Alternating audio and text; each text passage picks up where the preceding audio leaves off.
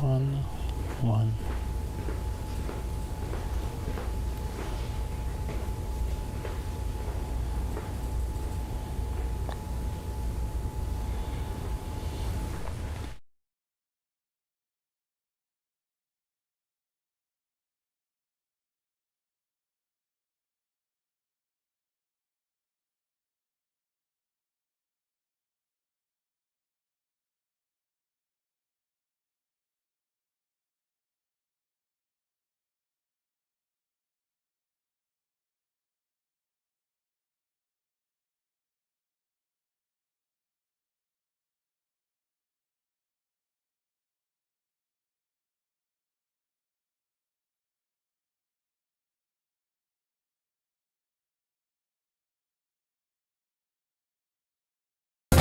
You're watching 48 Fastcast.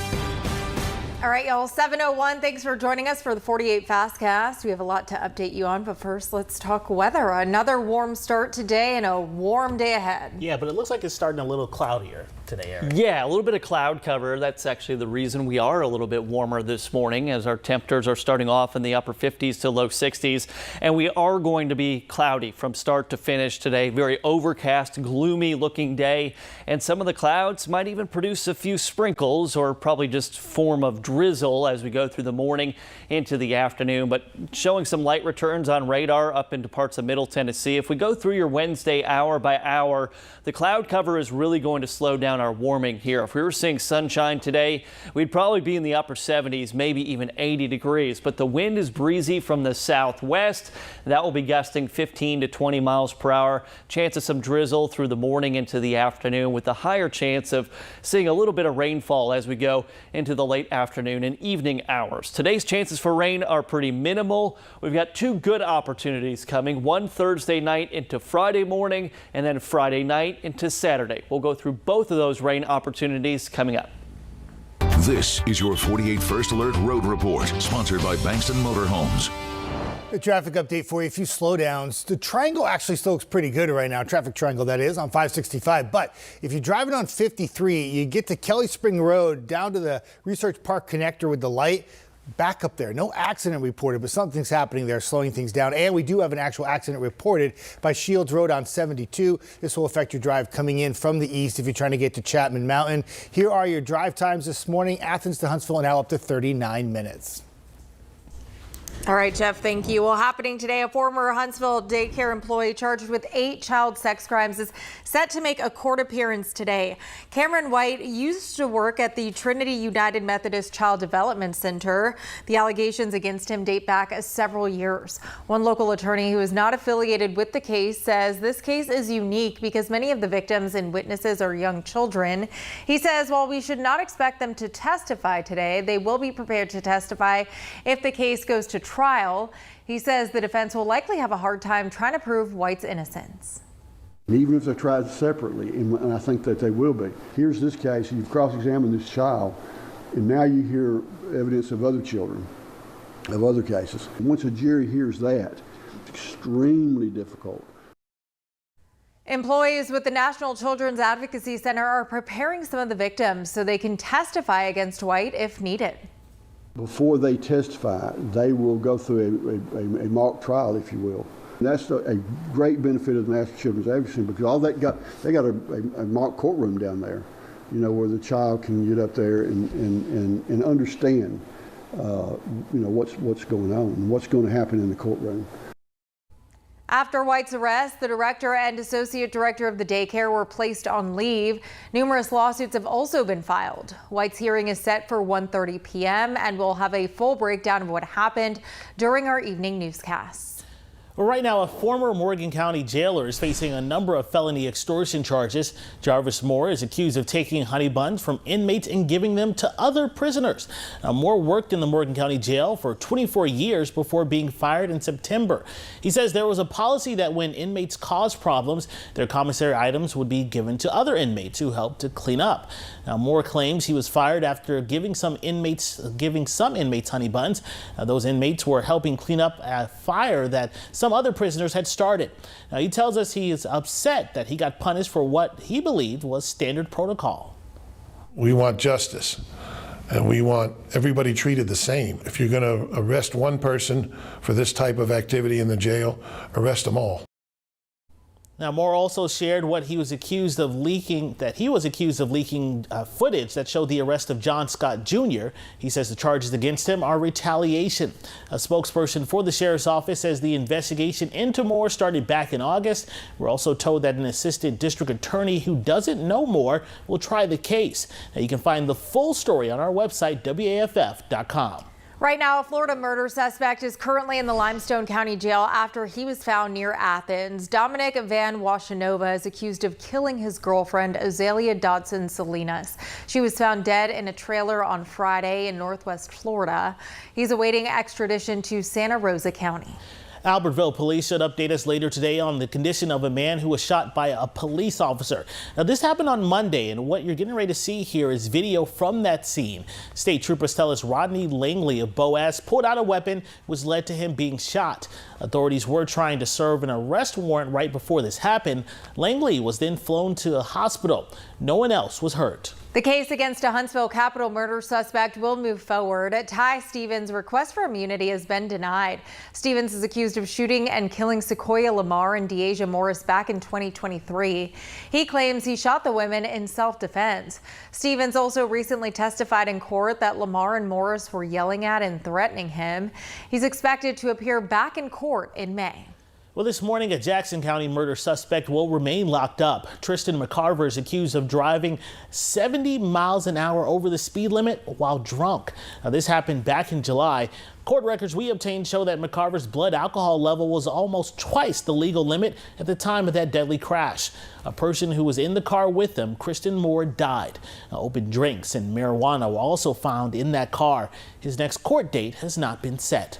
Right now, a Coleman police officer is on administrative leave after being arrested for domestic violence.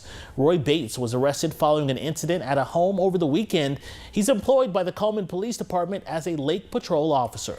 Now to a 48 update on a story we first brought you yesterday. Authorities have arrested the driver responsible for the crash that left a toddler dead in Lawrence County, Tennessee. That wreck happened this past Sunday. Howard Watkins is charged with DUI and vehicular homicide.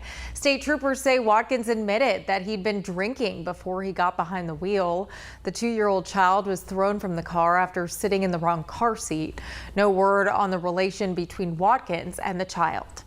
A new bill introduced in the state Senate could impact Huntsville. It would allow the Alabama law enforcement agency to take over department duties if staffing shortages are not addressed. Now, if approved, certain cities with certain populations would be required to hire 2 officers for every 1,000 people. Huntsville and Montgomery could be impacted. The bill would give each city 5 years to meet the requirements. If they are not met, the state would oversee the police department. Well, non-disclosure agreements will soon be banned in sexual abuse cases here in Alabama. Trey's Law is currently at the governor's desk. The measure is named for Trey Carlock, a Texas native who died by suicide after he was forced into a settlement with his abuser. That settlement included a restrictive NDA. State lawmakers have also passed a bill that is aimed at keeping your child safer while they're at summer camp. It is called the Heavens 27 Camp Safety Act and named in honor of Mountain Brook 8-year-old Sarah Marsh. She died in last year's Texas floods. If approved, camps would be required to have all necessary emergency equipment on hand. They'd also be required to have an alert system that does not require internet to work. Patrick Marsh, Sarah's father, says he's proud his daughter's memory is being honored.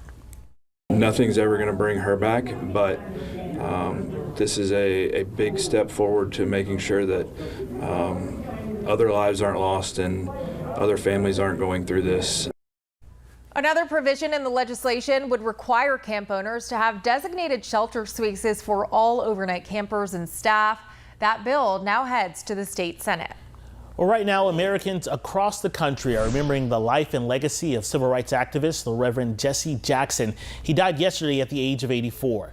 Jackson began his activism while working in college. Now, he worked with Dr. Martin Luther King Jr. and attended marches with King and Selma and in Montgomery.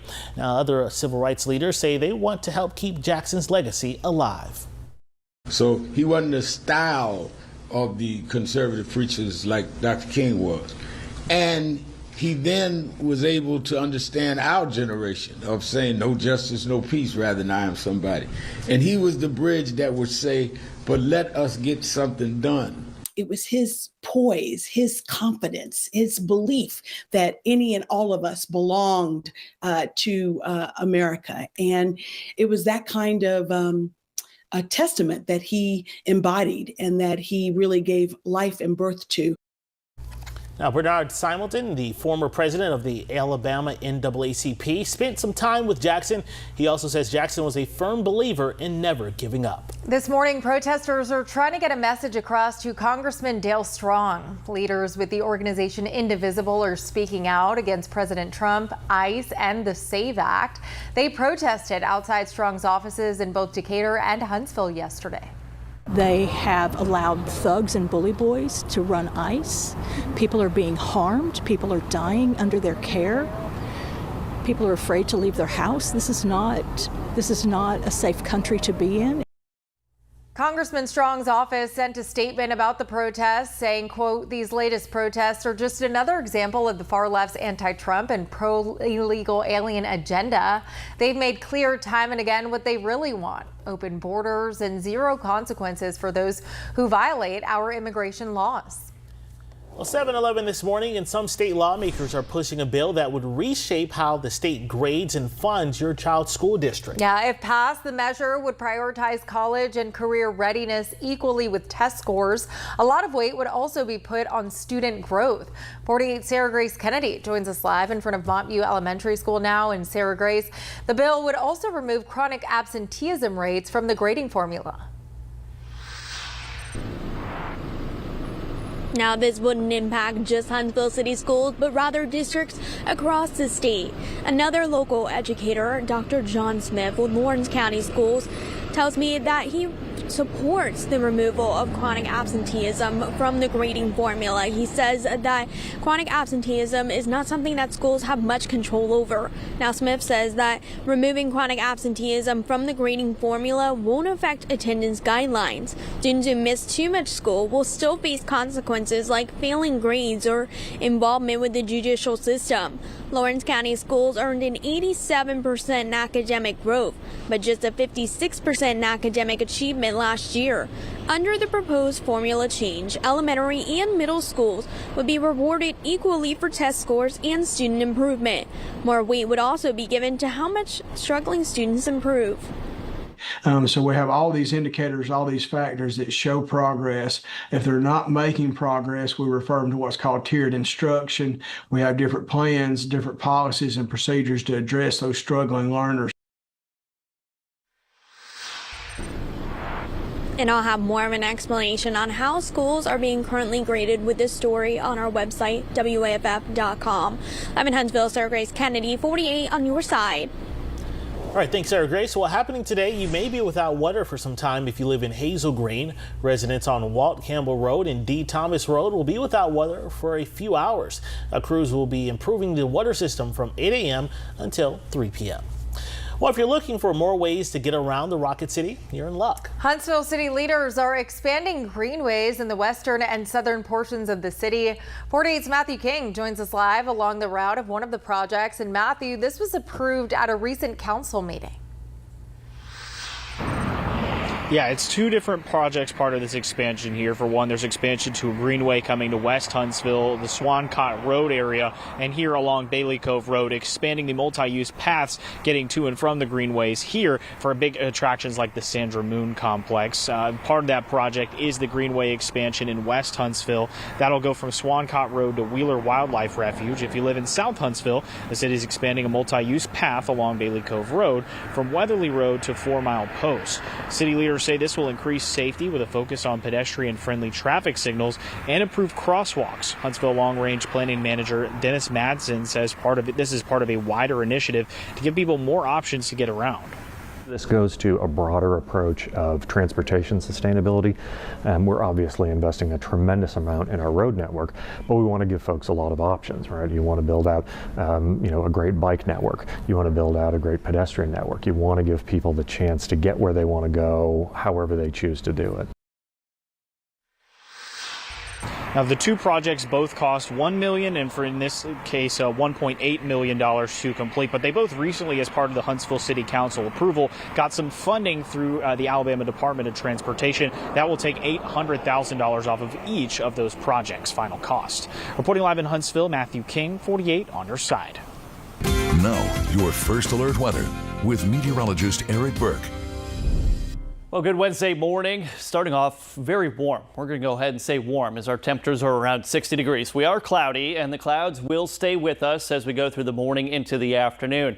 If we didn't have the cloud cover, we'd likely have high temperatures in the upper 70s, maybe even 80 degrees. Now, the later we go into the afternoon and evening, the better chance you have of running into maybe some drizzle or even a few light sprinkles. Same thing goes for the morning drive to work at school on Thursday. Temperatures tomorrow morning around 60. Most of the day tomorrow is awesome. Near record warmth. The record tomorrow is 77. I believe we're forecasting 76 degrees. The weekend rainfall totals a little bit lower with the new model data. Should pick up 1/4 to 3/4 of an inch of rain.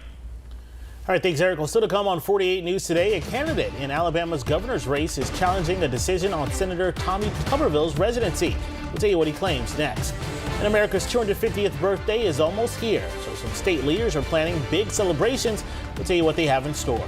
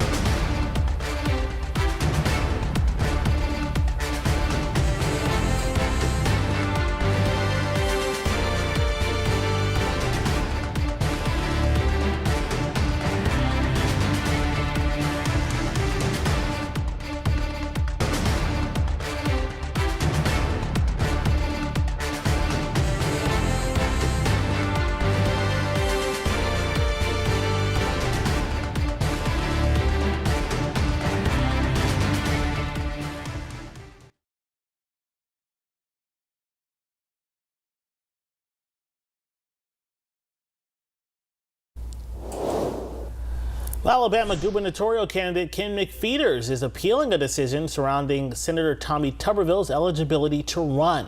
State Republican leaders recently rejected a challenge McPheeters filed, which claimed that Tuberville lives in Florida and not Alabama. A state law requires that gubernatorial candidates live here in Alabama. McPheeters says Tuberville should release utility records and tax returns to prove that he lives here. Tuberville says this effort is meant to distract from the upcoming race. America's 250th birthday is coming soon, and Alabama state leaders are planning some big celebrations. Many of the events will be held at the American Village in Montevallo. That site is dedicated to honoring our country's founding. Events are also being planned throughout the state, including right here in North Alabama. What we're attempting to do with the 250th is, one, show our gratitude for the past, our freedoms and liberties that we have in America that, quite frankly, a lot of places in the world do not have, but then also look forward to the future and uniting as a country and facing the challenges that we have as a people and doing it together. The America 250 Alabama Commission will meet in April to further discuss celebration plans. Happening today in Moulton, some students will be getting out of class early. Students at both Moulton Elementary and Moulton Middle will be dismissed at 11:45. That's because many teachers and students are attending the funeral of Mrs. Dorothy Height, a longtime staff member. Well, students at Priceville High School are allowed to miss school tomorrow in order to attend the girls' basketball game. Students must submit a permission form in order to be excused. Tickets can be purchased through GoFan. The game will be held at Wallace State and it starts at noon. Well, right now in Florence, city leaders are running out of time to decide if they want to build a new city hall. Now, city officials have had the money for this project since 2021. They borrowed $41 million, but if they don't start construction soon, they'll have to give all of that money back. The city's been able to pay a very low rate and has been able to earn a high rate, which is okay up until a point. When we get to this 5-year mark, we kind of have to make things, we have to kind of true up and give back what we may have earned. Now, if city council members decide not to build a new city hall, it might be a lot more difficult and expensive for them to borrow money in the future. We're covering your community now in Russellville, where city crews are busy cleaning up 11 unsafe properties. City leaders tell our media partners at the Franklin County Times that they want to remove vehicles that don't run. They want to clear up cluttered yards and properties. Now, the city compliance officer says most of these messy properties are inherited. The people who own them don't often live nearby. Well, you can learn some important skills to keep yourself safe. The Decatur Police Department will be hosting some free self-defense classes for women and girls aged 12 and older. The classes will be held from March 16th through March 20th, and each class is 9 hours long. Now, you can find a link to sign up with this story on our website, WAFF.com. The Mars Hill Bible School football team has a brand new head coach. Chris Hill has been named to that position. He has more than 30 years of coaching experience. Now, Hill was most recently the head coach for El Dorado High School in Arkansas. During that time, they appeared in the playoffs 3 times. Now, your first alert weather with meteorologist Eric Burke. Good morning once again. Warm start. We already talked about the chance for drizzle or maybe a few sprinkles today and tomorrow. One of the better chances for rain will actually come into the very early morning hours of your Friday. Could have some wet pavement for the morning drive to work and school, but the good news is that rain pushes out most of your Friday morning and afternoon. Actually very nice with temperatures in the mid 60s. Now, highest confidence in rainfall coming in late Friday night, overnight into Saturday. And this will be some of the heavier rainfall, but even that moves out very early. So Saturday afternoon also looks good. 66 overnight, 66 today, with overcast skies and some breezy winds.